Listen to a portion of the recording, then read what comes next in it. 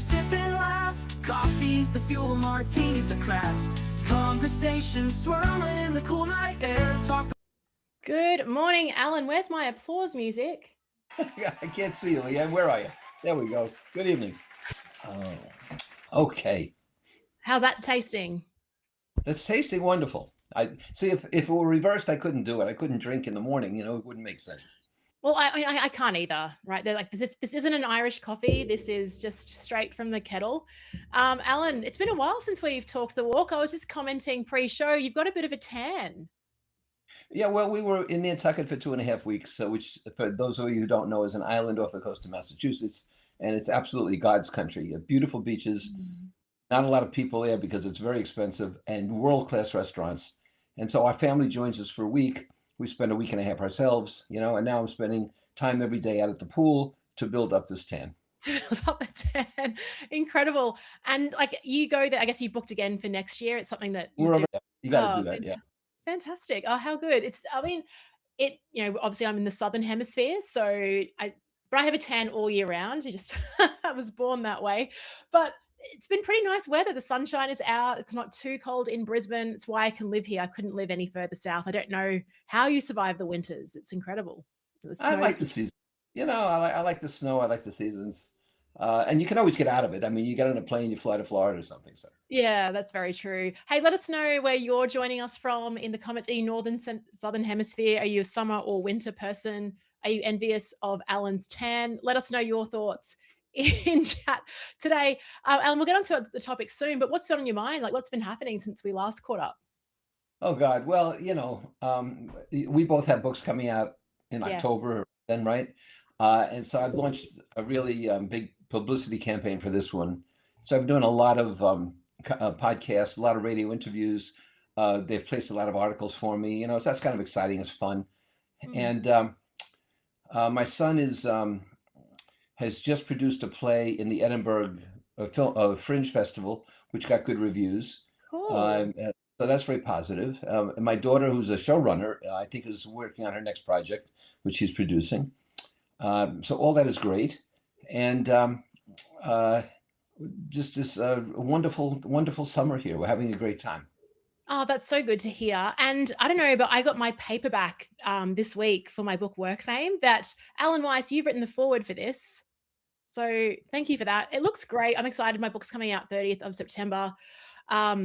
Visit getworkfame.com. I've pre-sold over, I think, 400 books already, which is pretty amazing. So thanks for your support. Yeah, it's exciting to have a book out. I know you get one out every sort of quarter, every 90 days, but you're putting a lot of effort towards this next one, I'm hearing. This particular one, yeah, because I think it's so important. I think people really, this is one that, you know, people really need. There's a self-esteem crisis in the world. So, Yeah, you know. Big time. Yeah. Okay. So today's topic is you made it. Now what? So we're really talking about success and what happens on the other end of that. Tell me more about like this topic. What's drawn you to even write about this? I know you write about this a lot and talk about with clients. Well, you know, I advise people all over the world. I still have a very active practice. And when people have made it to a certain extent, and for some people that could be 500,000, for some people it's 3 million, for some people it's 10 million. They start to ask themselves how much is enough. That could be, you know, a very sort of existential question, but it shouldn't be. And the fact is that you don't keep accumulating. You don't keep collecting. And so I wrote some things down here because it's so important from my book. And, you know, enough is having sufficient wealth that you can make decisions and do what you want where money doesn't matter. Yes. But the decisions are important to you. So you don't buy an expensive car because you feel you have to have one to suit someone else. You buy because you really want to enjoy it. And so the question isn't how much is enough. The question is enough of what? You know, what are we talking about? So I want to suggest to the people watching this that we're not talking about accumulation. We're talking about purpose. And, you know, I had this question I ask everybody, who do you want to be next year? A purpose or a calling is really the important part. And, you know, if we have time, we get to it. I wrote down sort of 7 components of this, and we can always send it to viewers later, I guess, or post it somewhere. Yeah. But, you know, it's important to be able to choose what you want to do in your life without financial anxiety. And that means that there is a limit to how much money you need based upon what you want to do in your life. Mm. And you must know this too, but I've met people who made, let's say they made $500,000, and they said it's my best year ever, and then they said, but it probably should be seven. Somebody they have $2 million in the bank, and I say, well, if I could do, maybe it should be three, and it never stops, it Yeah. never ends. Yeah. And so Yes. this is my poverty mentality, in that no matter Yeah. how successful you are monetarily, you're always anxious about making more, and that's no way to live your life. It is true. It's like, and I don't know, this probably is a societal thing like fed into us, but you mentioned scarcity mindset. We always need to have more without actually stopping and addressing actually what do I need? And I think I have been through an exercise where like I wrote down like what do I actually want in life? And it's fun for the first, after about 20, you're like, what else is there? Honestly, like really health, wealth, relationships. Well, Um, yes, and that's why I hate bucket lists. yeah. It's so arbitrary. Mm. And you say to yourself, well, there are 8 items on my bucket list, but I'm not successful. I haven't achieved two of them. So you spend more money and more time pursuing things just to check them off a stupid bucket list. You know, Mm. um, I mean, there are some things I've done that people want to do, and my thinking is I should have done them. I mean, it's like You shouldn't people are have gonna hate. done them. Well, people gonna hate me for this, but everybody raves about Iceland, and so my wife and I went to Iceland, and I found it the biggest bore in the world. I mean, really. I mean, I'd rather be home watching paint dry. It's just Really? barren. Oh God, it's vanilla. It's sterile. The service is dreadful. So my feeling is, do what you want to do that doesn't put a strain on your finances, or have enough finances so there isn't a strain. But don't go crazy about it. I mean, there's no reason to fly a private plane coast to coast if you can fly first class. Good enough. Yeah, yeah, I'm with you on that. I suppose acknowledge we've got Leanne here. G'day, Leanne. Good to have you here. She's joining us from California. I prefer when it's warm, and it's warm right now. Can't wait for your book to come out. Thank you so much for joining us, Leanne. So tell us about. I mean, you've got then people like Jeff. Like, I know these are the extremes, and we'll talk about.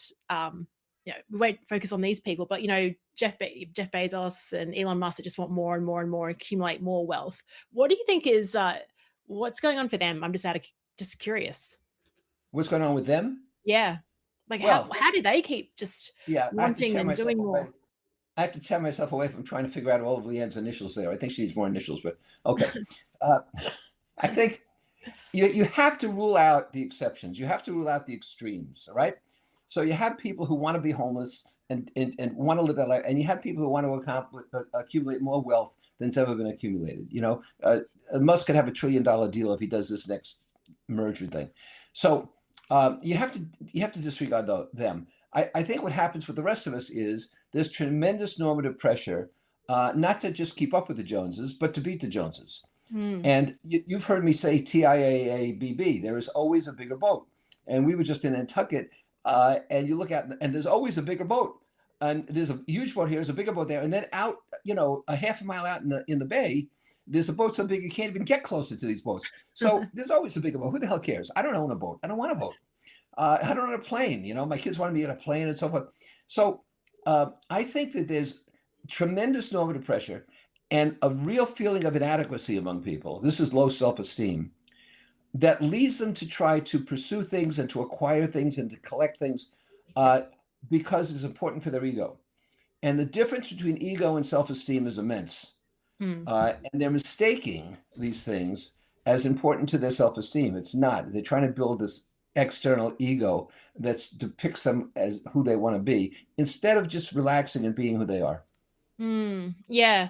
I want to talk about about relaxing. And sometimes a phrase that I've heard like around successful people who are, wondering what to do next is they're kind of bored, right? They've been successful, and they maybe should continue pursuing what they're doing because that's made them successful.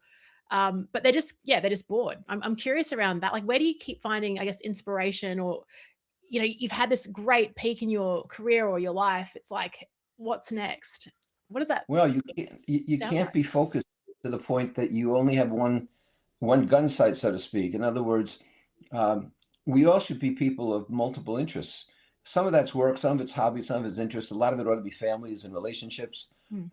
Yeah. There are people who are polymaths. They can talk to anybody about anything. And there's one of the people who I advise had financial problems, then hit it big, and is doing extremely well. And he said, almost offhand the other day, he said, now I have all these hobbies. And Mm, he's doing things he never did before. Some are athletic, some are not athletic, some are entertainment and so forth. But now he's got hobbies, and he's given himself the time and the freedom to do that.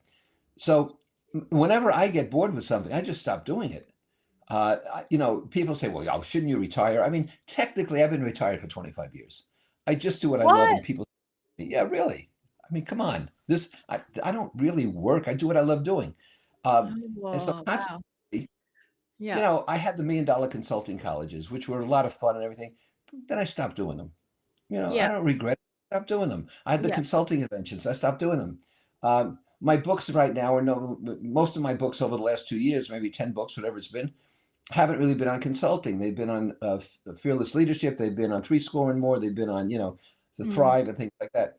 So once you have sufficient money, not endless money, but sufficient money, you can change your pace, you can change your steps, you can change your focus, right?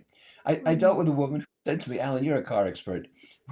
Which of these cars should I get? Because she's a really good spot financially. I said, do you like cars? She said, no. It's a true story. I said, then don't get a car. It's not a requisite of being successful. No.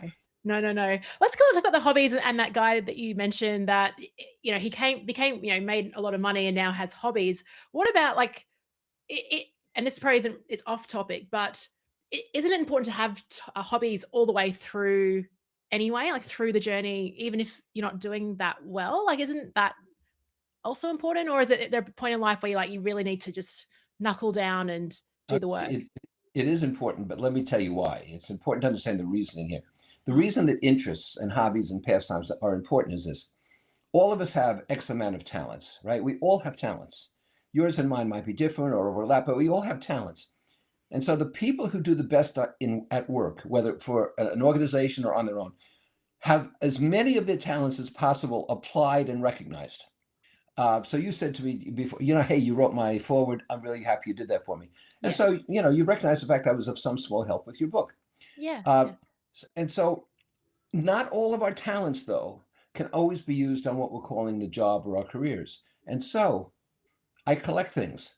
That's some of my talent, right? Um, I love the theater. My wife and I go to the theater because my talent is evaluating the plays and seeing why they were written and if I understand them and so forth. Uh, and we both love travel. Mm. And so we do that. And so while I can travel in my work, which is fortunate, there's an overlap. Yeah. Sometimes clients have required I go places that I don't exactly want to go.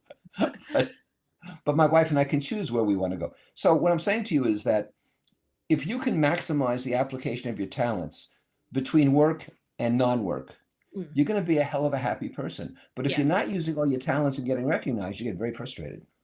Yes, exactly. Yeah, and then actually that's the reason why I wrote the book. My book, Work Fame, is because that often happens. You're doing something but not getting the recognition as well. So what tends to I've got a question here around when you are coaching clients and they've made it, in whatever way that is, what changes in the conversation then that you have with them and what they seek you out for? What they want to know, the way they phrase it is what's beyond success, is how they phrase it. Yeah.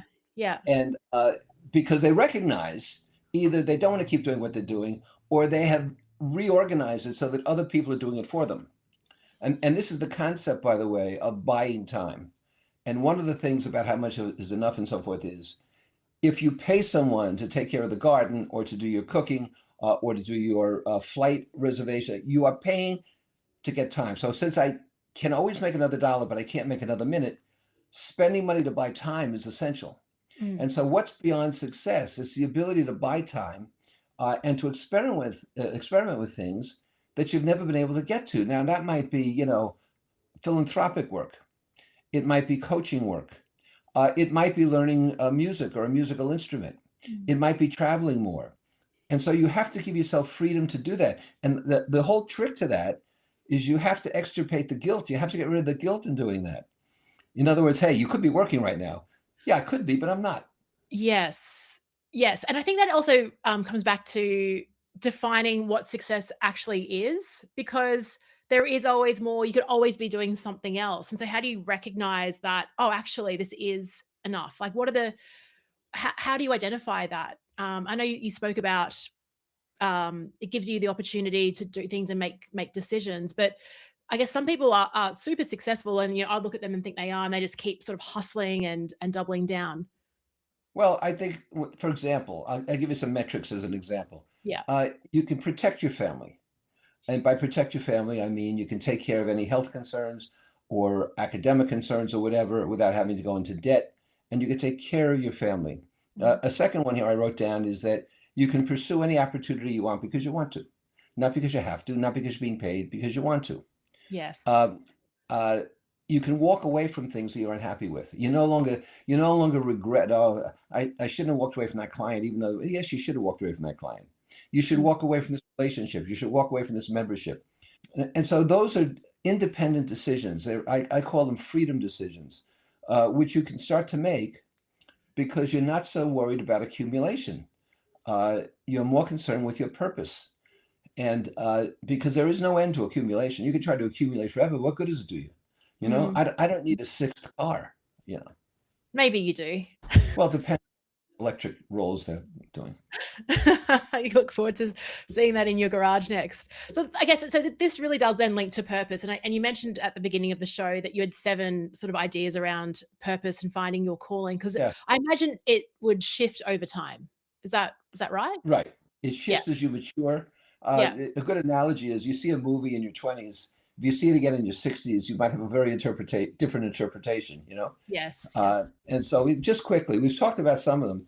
Uh, uh, you live as you choose without financial anxiety. You can protect yourself and the ones you care about. You pursue opportunities because you want to, not you have to. You're generous without threatening your own security. So you take Yes. care of yourself so you can take care of others. That's the oxygen That's mask. a nice one. Yeah. You buy back time rather than having people buy your time. That is absolutely critical. So I you love that buy back line. That time. is such a good. Say that Okay. again. Okay. You, look, I want to read from the book. You buy back your time rather than continually selling your time, That's awesome. where others are buying it from you. You walk away from bad clients and bad deals, and you stop using accumulation as evidence of success. Mm. So, you don't say to, look, I have these 4 houses. I have all this stuff. You might have it, but that's not your evidence of success. Your evidence of success is that you're living life with a purpose, you're contributing, and you are fulfilling yourself. Yeah. And so let's just say, like, say your purpose was giving back to others or educating others in a particular area, and now you got to a level of success where you don't need to do that as much. Do you then need like a new purpose? So is it then like maybe, yeah, donating my time to make society better? So that's how it shifts over time. Is that what you're sort of saying? Yeah, well, it can shift, sure. I mean, just as you mature and you grow and you learn, things can change, of course. But don't mistake having a purpose with being a fanatic. There are some people who have agendas, Mm. and no matter where the conversation is, it's brought back to that agenda. So I say, I had a good tuna sandwich, and they say, this is a problem with sustainability and climate. No, I'm talking about the Yeah, tuna yeah. sandwich, really. Um, in the U.S. I kid some people. They say, Alan, God, it's pouring today. I say, yeah, it's Trump's fault, because everybody brings everything back to that. So it's quite if you change your purpose or you add to it or you reframe it, that's a sign of mental health. Mm. That's great because you're Mm. not just stuck in one groove. Mm, yeah, I'm not. I think the one of the other frameworks and models you created was, is it the watertight doors, where you kind of have Yeah. to close a watertight door to keep on moving. I think this also relates to what you're talking about, is that there comes a point where you can buy back time. You can, you have to shut those things off. What's the danger when we don't shut off the watertight doors? And can you explain that model to listeners who haven't heard it? Well, I think there are 4 levels towards success. The first Mm. is to survive. And we survive when we start a new job. We survive when we get married. We survive when we have a partner and things. And we're scrambling to put bread on the table. But the next level up is alive. And that means you've got some stability now. You see your future. People are starting to know who you are. The third level up is arrive. And now you've got a brand, and people will come to you. You don't have to go to them. And you've got resources you're building up. And then the final one is thrive. And Mm. thrive is self-actualization. And here you're writing your own ticket. When you're thriving, you're determining what's appropriate. It's a thought leadership position. It's an authoritative position, and it's a place where, well, all of these are places where, unless you slam the watertight door behind you on survive, when you get to alive, you're still going to be making decisions as if you have no money. And Yeah. I know people who financially are at a thriving stage, but are still making decisions like they have no money. And that's damning. It's because you can't enjoy life that way. What do you say to those? Like, are you able to coach them out of that, or is it really just their own? Like, how do they get over that? Really? I can coach them out of it if it's not a therapeutic problem. But some Uh-huh. people were raised in a degree where you had to save everything. You couldn't spend anything. You bought secondhand. And while it was true for a certain period, it stayed with them forever. Mm. And so I can coach them out if it's not therapeutic. And the way you coach them out is with empirical evidence. You know, hey, look, if you wanted to go on a vacation tomorrow, could you do that? Well, yeah, I could. And, would you fly first class? Well, yeah, if it's a long flight, sure I would. Well, then why are you inviting people to have a drink with you and then walking away from the bar and not paying? Oh yeah, yeah. And so you need that kind of empirical evidence, but we see it all the time. I've been with people who look at a check on the table like it's a scorpion, like it's going to sting them. And Uh, I put a lot of credence in people who attempt to pick up checks, who attempt to. Here's a non-financial example. It's one-upsmanship. Somebody says, we had a great vacation. I was just talking to the UPS guy today. He loves the dogs, gives them a biscuit. He that's just nice. came back from his vacation and he cruised Italy and Greece and so forth. And I didn't tell him, oh, I've been to all these countries and here's where I've been. I asked him, how was it? What was it like? And so forth. And so that's a generosity of spirit, you Yes, know? yes. And it's not just financial. It's attention, it's intent, and so forth. I love that you spoke about generosity of spirit and the whole one-upmanship thing. It's like, yeah, there's certain, I know people, we all know people that do that. You tell them about something and then all you're hearing is about, their experiences. And yeah, I think that is like a symptom of it as well. Just not having to grandstand or, hijack a That's conversation. right. So look back 3 years yourself. Look back 3 years and tell me if you think that a part of your purpose has changed.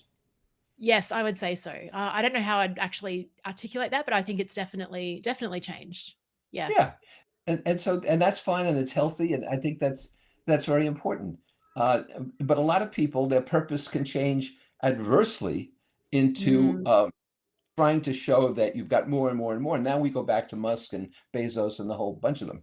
Yeah, yeah. So I'm curious, like I know, like it was fascinating you shared before. Like I've technically been retired for 25 years, right? So, but Yeah. I've been around you, Alan. Like I saw you in Australia. You were hit hard with jet lag. Yet you're still up. You're still delivering, holding an audience all day. And I remember looking at you, going, "How does he do this? Like Alan doesn't need to do this, and he's doing this. Like you know, I love it.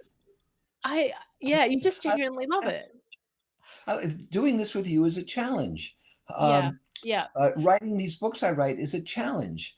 yeah. And I did two Zoom workshops this week, one today and one Monday or Tuesday, Mm, and they're challenges. And I love that because I like to stay on top of my game. I'll tell you something very quickly that I think a lot of you people who are growing older, let's say, who are yeah, aging, will appreciate. yeah. Um, I build models, as you probably know, and it's not like a hobby since I was 10 years old, but it helps with my small motor skills very, very much, right? I touch type, helps with my small motor skills. Well, I've got a 256-day streak in Wordle because those are my mental skills. And when Yeah. I do workshops, I'm often, as you know, I'm often talking extemporaneously. Those build my mental skills. And in all the workshops, whether they're remote or real or live, people ask me questions I don't anticipate. And I have to come up with social proof and so forth, because that's what I love doing. And it keeps me on top of my game. And Mm, so that's why, I'm 80 years old and nobody can believe it. yeah.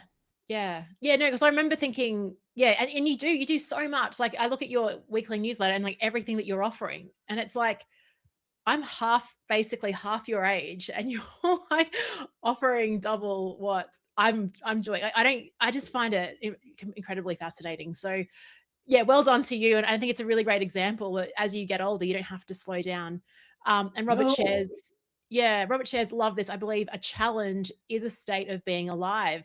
Yeah, because I honestly was sitting in that workshop in Australia going, "Alan doesn't need to do this." Like, and I could see, like, it was hard for you. I mean, I've run workshops off no sleep, but I have to because I'm in, like, I'm not in the thriving stage yet, right? So to see you doing that is just because you love it. It's a challenge. It keeps you yeah, it keeps you well is what I'd say.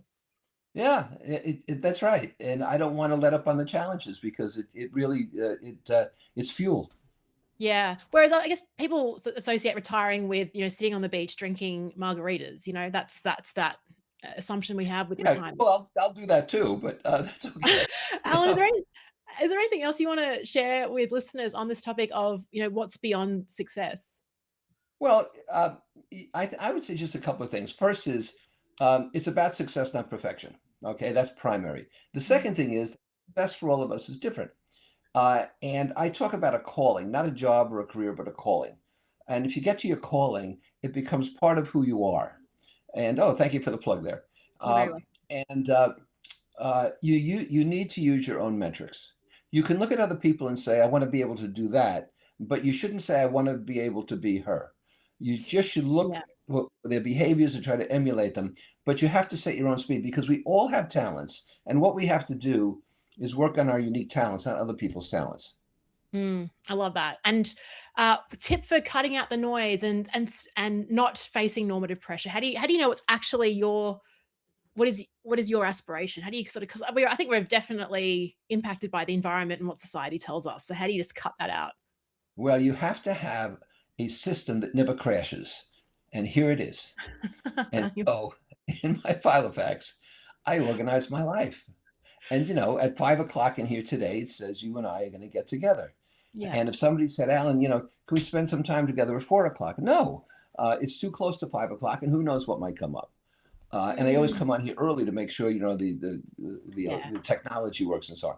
Yeah. So I think you have to organize your life and be absolutely selfish about it. There's nothing wrong with healthy selfishness because you can't help others unless you help yourself. It's that simple. And I can help a hell of a lot of others in terms of philanthropy, in terms of business, in terms of relationships, because I have the time to do it. Yeah, you do. Amazing. Alan, thank you so much for talking the walk with me today. We've got our next Talk the Walk, I think it's on the 10th of September, 5 p.m. your time, my 11th of September, 7 a.m. But always fun to riff with you. Oh, Thanks for great. Yeah. joining us. I And if hope you've people joined enjoy. us, yeah. If you joined us online, thanks for jumping in. If you're watching the recording, let us know your thoughts. Cheers. See you next time.